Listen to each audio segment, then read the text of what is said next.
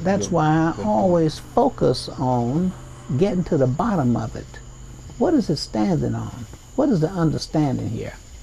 So I'm more curious about the understanding. You know what I think happened? Well, a lot of people don't know that Montgomery was not always the capital of Alabama. Right.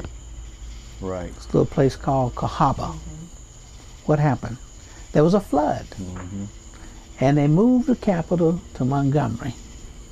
Okay? Because it was a little bit higher than Cahaba. Okay? See how those places flooded out right now? In Texas and all those places like that? Okay? Well, that's what happened in Cahaba. So the people in Dallas County, which houses Cahaba, became very upset and angry. Oh, you should see how they just talked about the white folk. You know, this was white on white. Okay? And the feeling they had was that the politicians stole their capital. And capital has a double meaning here. I think it does everywhere. Not only the physical, geographical capital, but the financial capital. Oh, yeah. That's why I say I think that's true everywhere. All capital cities are blooming while others are suffering. Cahaba has a chimney, a wall, okay, where the chimney was. That was the capital. And, you know, that's the only thing that's left there. So you wouldn't even know. And how far is Cahaba from Montgomery? Well, it's probably about 59 miles. All right. In other words, it's in Dallas County. Dallas County. The attitude on the part of the white folks that they'd been done in, and they had an inferiority complex. And that inferiority complex bled straight on through the generations. So when people are angry with the outside world, many times they displace their anger by attacking people who are close to them. So the black folks became the victims. That's why they put on buttons that said never. They were not talking to black folks. They were talking to the rest of the white folks in Alabama. Say, we will show you. You understand what I'm saying? We never had a mob of 2,000 white folks, okay, like on the Freedom Rides. I mean, we had, you know, some mobs and some crowd. 2,000? I mean, you know, it's a small city. You know, 2,000 folks. You know what I'm talking about? That's a lot.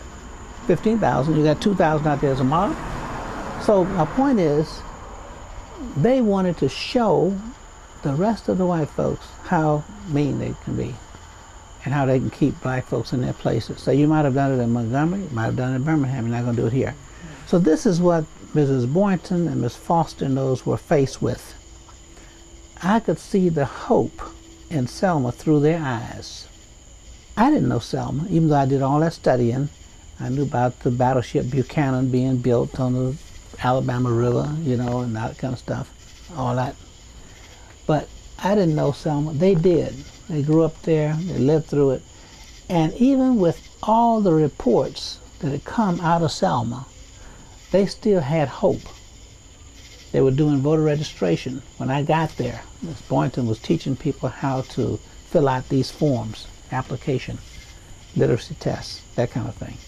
So we built on that. So what I did was I became the staff person for the Dallas County Voters League.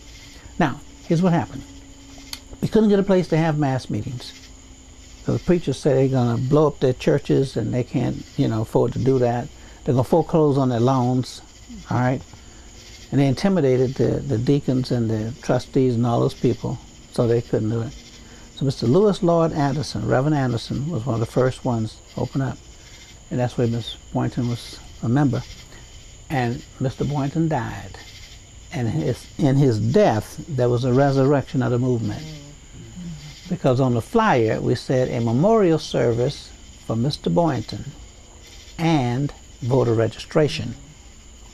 Because he founded the Dallas County Voters League. So what was it, a memorial service or a voter registration rally? Well, the best way to memorialize somebody is what they stand for.